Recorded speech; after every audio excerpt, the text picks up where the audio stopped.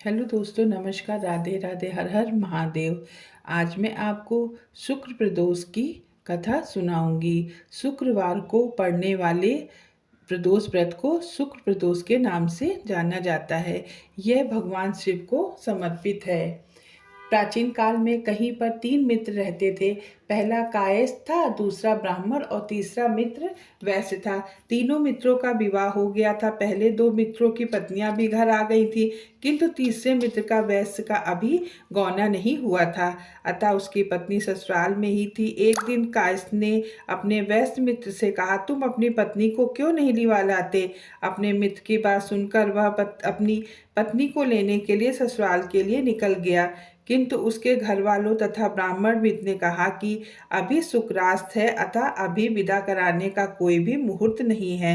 शुक्र के उदय होने पर विदा करा के लाना। किंतु उसने किसी का कहना ना माना और अपनी ससुराल चला गया। दामाद को आया देखकर उसके ससुर ने आने का कारण पूछा। तब उस वैश्य ने कहा कि मैं अपनी पत्नी को विदा कराने आया हूँ। ससुराल वालों ने कहा, अभी शुक्रास्त्र है, अतः अभी विदा कराना उचित नहीं है, किंतु वह न माना। अंत में ससुराल वालों ने लाचार होकर अपनी पुत्री सहित उसे विदा कर दिया।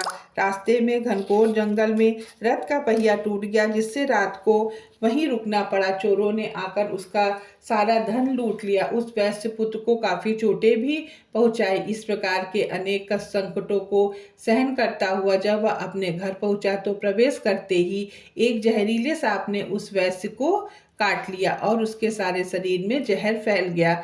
वैश्य की इस प्रकार की दशा देखकर उसकी नववधू विलाप करने लगी। इतने में उसका ब्राह्मण मित्र आ गया। उसने कहा, मेरे मना करने पर भी अभी शुक्रास्त है, विदा कराना उचित नहीं है, किंतु किसी का भी कहना न मानकर उन्होंने विदा कराई। इसी कारण इस प्रकार का दुख प्राप्त हुआ है। अतः यह अपनी पत्नी सहित वापस ससुराल लौट जाए और शुक्रोदय होने पर निसंदेह उसके सारे कष्ट दूर हो जाएंगे।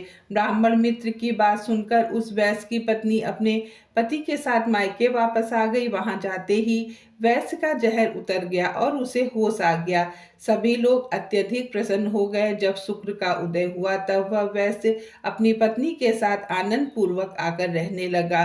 शुक्रास्त में कोई भी मांगलिक कार्य नहीं करना चाहिए। इस कथा को पढ़ने या सुनने से मनुष्य के समस्त पाप नष्ट होकर सुखों की प्राप्ति होती है। अगर आपको मेरी वीडियो पसंद आती हो तो मेरे वीडियो को लाइक, शेयर, सब्सक्राइब करें। बेल आइकन का बटन अवश्य प्रेस करें। मिलते हैं एक नए वीडियो के साथ में। प्रदोष व्रत में आप शिव का अभिषेक अवश्य करें, दूध, दही, चीनी, शहद आदि से। मिलते हैं एक नए वीडियो के साथ में। हर हर महादेव।